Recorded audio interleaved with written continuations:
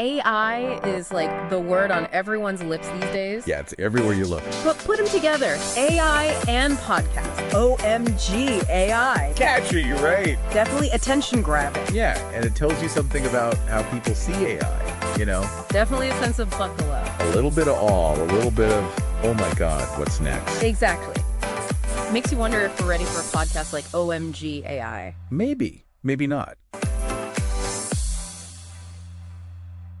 Well, here we are, just a couple days away from 2025.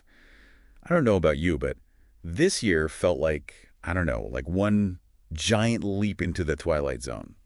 Almost like, did we all collectively stumble onto the set of some bizarre, reality show? It's definitely been a year of extremes, that's for sure. Exactly.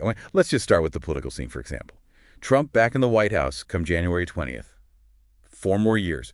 Are we ready for round 2 after the chaos of his first term? I keep thinking about that movie, Idiocracy, remember?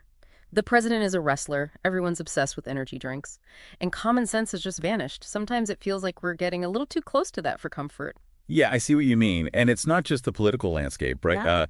Yeah. These drone sightings, starting in December over New Jersey, have been unsettling, to say the least. No one seems to know where they're coming from, what they're doing, or what it all means. Yeah, and then on top of that, the string of flight incidents this past week, including that horrific Korean flight tragedy, it's enough to make anyone swear off air travel for good. You're telling me. It definitely feeds into that whole Twilight Zone vibe. But, okay, let's take a breath and try to make some sense of all this.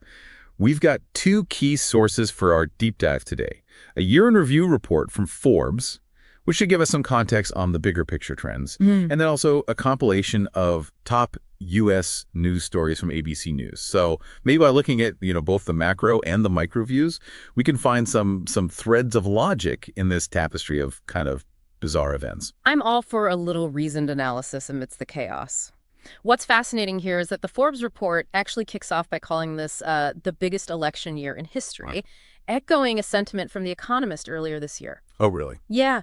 Think about it. National elections in over 60 countries, plus the EU. It's almost half the world's population casting ballots. So it's been a whirlwind of change on the global stage. Okay, so maybe some of the upheaval we're feeling isn't just us. It really is a time of just massive global shifts.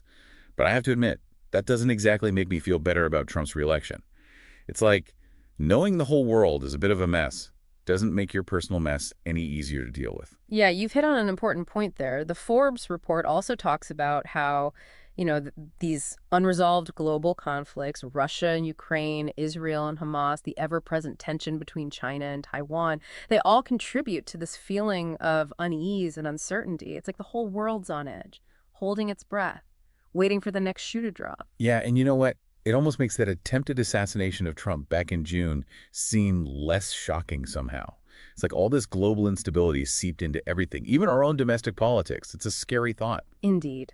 But perhaps by understanding these larger forces at play, we can at least start to make sense of the seemingly random events that have shaken us this year. Okay, I'm game for that. Let's see if we can find some meaning in the madness. But before we go down that rabbit hole, I think we need to address the elephants in the room. Our wallets. The Forbes report also digs into the economy. And it paints a picture that's, almost as confusing as the political landscape. True. We're seeing some positive signs, like labor markets stabilizing, for instance. But then we're also dealing with flexible work arrangements that are still evolving and inflation that just doesn't seem to want to go away. It's a lot to keep track of. So what does this all mean for our listener? Are they going to be okay financially? Should they be stocking up on canned goods and preparing for the apocalypse? Well, I wouldn't go that far, but it's definitely a time to be smart and strategic with your finances. The Forbes report actually highlights how companies are increasingly exploring onshoring and nearshoring to mitigate, some of those global risks we were just talking about, as well as talent shortages and supply chain issues. This suggests that there are opportunities out there, but you may need to be adaptable and willing to learn new skills. So maybe instead of canned goods, they should be stocking up on online courses and certifications. Exactly. The key takeaway here is adaptability. The world is changing rapidly, and those who can adapt and evolve will be the ones who thrive. And speaking of adaptability, there's another force at play here that's shaking things up in a major way. Artificial intelligence, AI. It's been a year of both, incredible advancements, but also unsettling developments.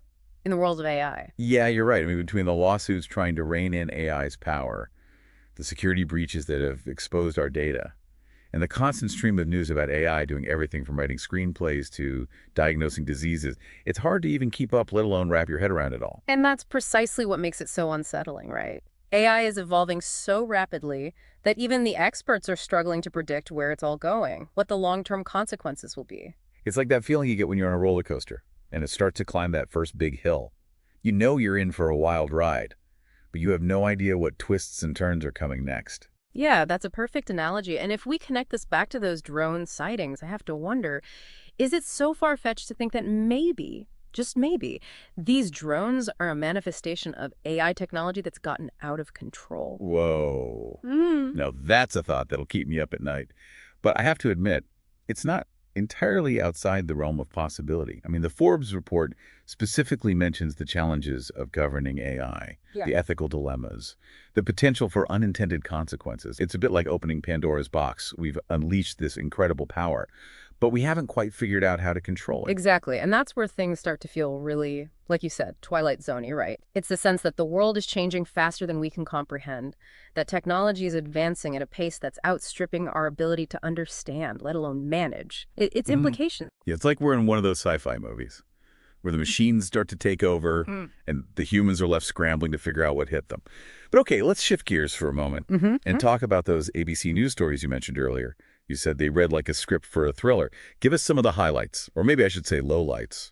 Well, where do you even begin? It's a veritable catalog of the bizarre, the tragic, and the downright absurd. You got the Alaska Airlines incident, where a door plug randomly blew out mid-flight. You got the Francis Scott Key Bridge collapse, a major transportation artery severed by a container ship collision. And let's not forget those human-centric stories, the ones that really make you question the state of humanity.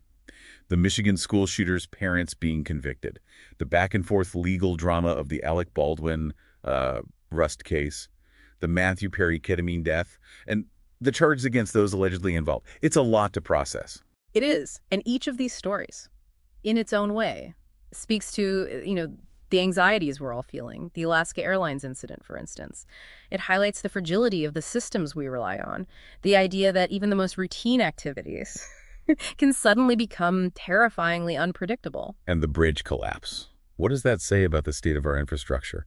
Our ability to keep ourselves safe in a world that seems increasingly volatile? It's a stark reminder that we're not as in control as we like to think we are. These systems we depend on, they're vulnerable, they can fail, and the consequences can be catastrophic.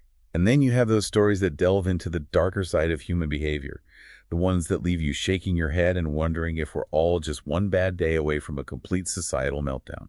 The school shooting, the celebrity scandals, the Diddy arrest, the Menendez brothers resurfacing. It's like a real-life episode of Black Mirror, only maybe with a bit more, I don't know, slapstick humor. Yeah, I see what you mean, but amidst the absurdity, there's a real sense of tragedy there.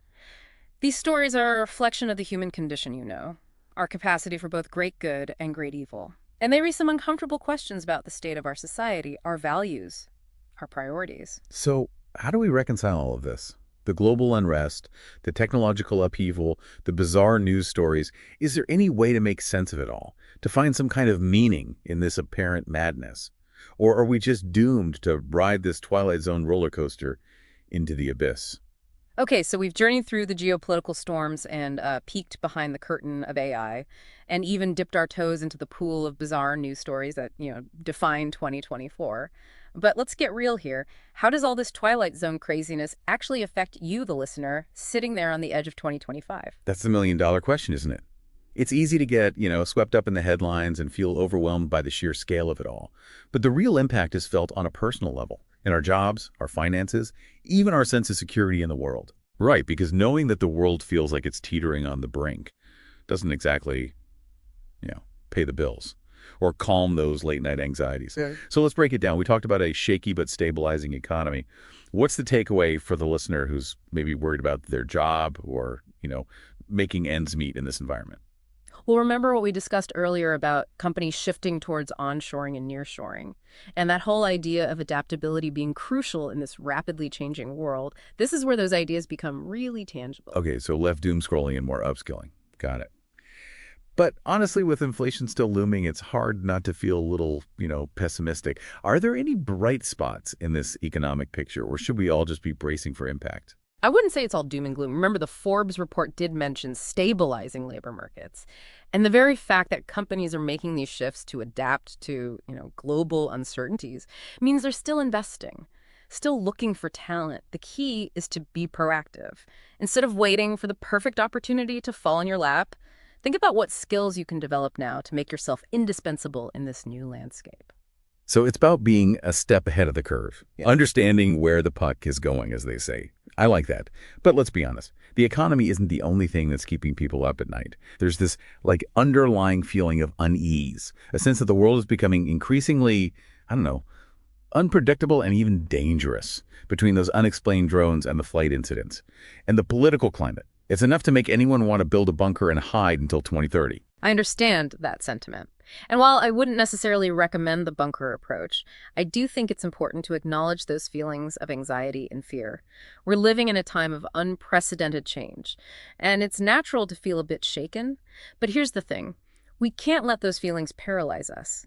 We have to find ways to navigate this new reality, to build resilience, and to focus on the things we can control. So what does that look like in practical terms? How can the average person cultivate resilience in a world that feels like it's constantly throwing curveballs? Well, for starters, I think it's about, shifting our mindset. Instead of viewing change as something to be feared, we can choose to see it as an opportunity for growth and learning. Remember, even in the midst of all this chaos, there are incredible acts of human ingenuity and compassion happening every day. You're right. Like that saying, the oak fought the wind and was broken, the willow bent when it must and survived. Maybe the key to surviving 2025 and beyond is to be a little more like the willow. Exactly. It's about finding that balance between acknowledging the challenges and maintaining a sense of hope and possibility. And it's about focusing on what we can control, building strong communities, supporting each other, and finding ways to make a positive impact in our own corners of the world. So instead of succumbing to that Twilight Zone feeling of helplessness, we take action. We become part of the solution. I like that. It's a reminder that even in the face of uncertainty and fear, we still have agency. We still have the power to shape our own futures. And that's a powerful message to carry with us as we head into the new year. Well said. So as we wrap up this deep dive into the whirlwind that was 2024, I want to leave our listeners with a thought. 2024 might have felt like a trip into the Twilight Zone, but it was also a year of resilience, adaptation, and incredible human spirit. As we step into 2025, let's hold on to those lessons. Embrace the unknown with a mix of caution and curiosity. And remember that we have the power to create a future that's a little less strange and a lot more hopeful. Thanks for joining us on this deep dive.